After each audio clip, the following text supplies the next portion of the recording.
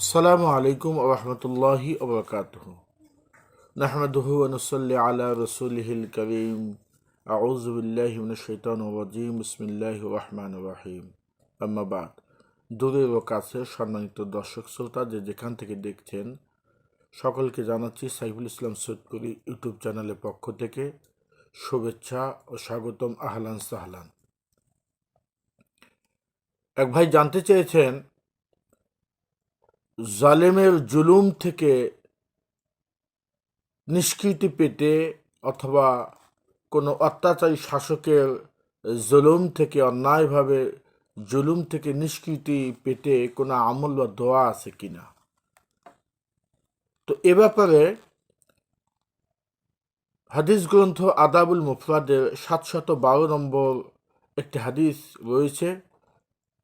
বিখ্যাত সাহাবা আব্দুল্লাহ ইবনে মাসউদ রাদিয়াল্লাহু তাআলা আনহু থেকে বর্ণিত, তিনি বলেছেন, তোমাদের কেউ নিজের উপর স্বৈরাচার শাসকের অত্যাচার বা তার দলবলের অত্যাচার অথবা কোনো ব্যক্তি নারী অথবা পুরুষের পক্ষ থেকে জুলুমের শিকারের আশঙ্কা থাকলে সে যেন এভাবে দোয়া করে, বলে, আল্লাহুম্মা রাব্বাস সামাওয়াতি সাবঈ ওয়া রাব্বাল আরশিল আযীম কুল্লি জারান মিন ফুলান। এই জায়গায় ফুলানের জায়গায় যার কাছ থেকে আপনি জুলুমের আশঙ্কা করতেছেন, তো তার নাম ইবনে ফুলান ইবনে, এই ইবনের জায়গাটায় এরপর যার কাছ থেকে জুলুমের আশঙ্কা করেছেন তার বাবার নাম ইবনে ফুলান। আরবিতে বলা হয় অমুকের পুত্র অমুক, এটার আরবি হলো ফুলান ইবনে ফুলানিন।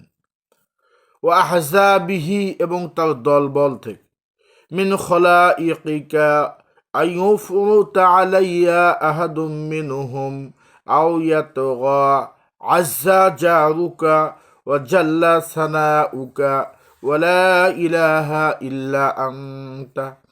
সম্মানিত উপস্থিতি, এই দোয়াটা নিয়ে আমি যখন একটু চিন্তা করলাম, তো এ দোয়া থেকে আপনি আল্লাহ সুবহানাহু ওয়া তাআলার কাছে জালিমের জুলুম এবং তার দলবলের জুলুম থেকে নিস্তার পাওয়ার জন্য যে বাক্যগুলো বলেছেন, এখানে কবুলিয়াতের যে বাক্যগুলো, তা হলো এ দোয়ার মধ্যে এক জায়গায় রয়েছে, আপনি আল্লাহ সুবহানাহু ওয়া তাআলাকে বলছেন, হে আল্লাহ, রব্বাস সামাওয়াতিস সাবঈ, সপ্ত আসমানের আপনি মালিক, রব্বাল আরশিল আযীম, মহিমান্বিত আরশ আজিমের মালিক,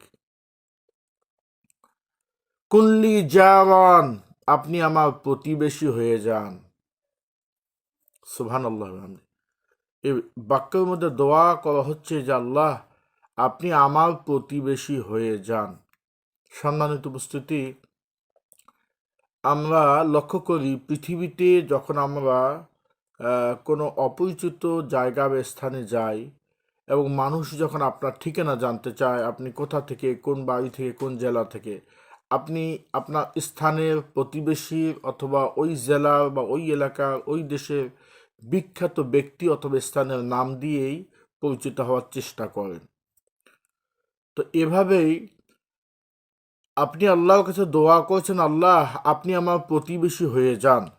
তো আল্লাহ সুবহানাহু ওয়া তাআলা যদি কারো প্রতিবেশী হয়, তো তাহলে কি হতে পারে? এ বাক্যে আপনি বলছেন, আল্লাহ আপনি আমার প্রতিবেশী হয়ে যান মেন ফুলানি ইবনে ফুলানিন। তো এ কথাটি শাব্দিক অর্থ হতে পারে অথবা রূপক হতে পারে। প্রতিবেশী হয়ে যাওয়ার অর্থ যার মানে প্রতিবেশী, তো প্রতিবেশী হয়ে যাওয়ার অর্থ হলো বিপদে পাশে থাকা, পাশে দাঁড়ানো। মেন ফুলানি বিনে ফুলানিন, আল্লাহ অমুকের পুত্র অমুকের, ও আহজাবিহি, এবং তার দলবলের, মিন খলা ইকিকা, আপনার সৃষ্টি জগতের মধ্য থেকে। আল্লাহ অমুকের পুত্র অমুক এবং তার দলবল, আপনার তো তারা সৃষ্টি, তো আপনার এই সৃষ্টির মধ্য থেকেই এই তাদের পক্ষ থেকে আইয়ুফ রুতা আলাইয়া, যাতে আমার উপর তারা বাড়াবাড়ি না করে, আহাদুম মিনহুম, তাদের কেউ, আউয়া তো অথবা তারা যেন আমার উপর সীমা লঙ্ঘন না করে। আল্লাহ, আপনার সৃষ্টি অমুকের পুত্র অমুক ও তার দলবলের মধ্য থেকে সে অথবা তাদের কেউ যেন আমার উপর সীমা লঙ্ঘন না করে, বাড়াবাড়ি না করে, অবিচার না করে, এজন্য আপনি আমার পাশে দাঁড়িয়ে যান, আপনি আমার প্রতিবেশী হয়ে যান, পাশে থাকুন, আপনার সাহায্য চাচ্ছি, এরকম একটা অর্থ আসতেছে। আজ্জা জারুকা, আল্লাহ আপনার প্রতিবেশী তো মহিমান্বিত, সুবহানাল্লাহ বিহামদি। আল্লাহ সুবহানাহু ওয়া তাআলা যেমন করে মহিমান্বিত, তো বিখ্যাত ব্যক্তির পাশে যারা থাকে তারাও বিখ্যাত হয়ে যায়। যুগে যুগে কালে কালে আমরা দেখেছি যে বিখ্যাত ব্যক্তির পাশে যারা থাকে তাকে সকলেই চেনে, বিখ্যাত জায়গায় যে লোকেরা থাকে তাদেরকে সকলেই চেনে।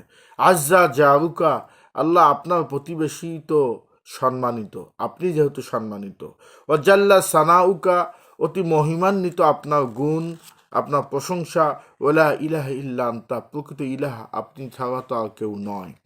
এভাবে দোয়া করবেন এবং ফুলান ইবনে ফুলানের জায়গায় আপনি ওই ব্যক্তি এবং তার বাবার নাম, অথবা সে যদি মেয়ে হয় তো তার নাম, সে জায়গায় বিনতে ফুলানের জায়গায় তার বাবার নাম উল্লেখ করবেন।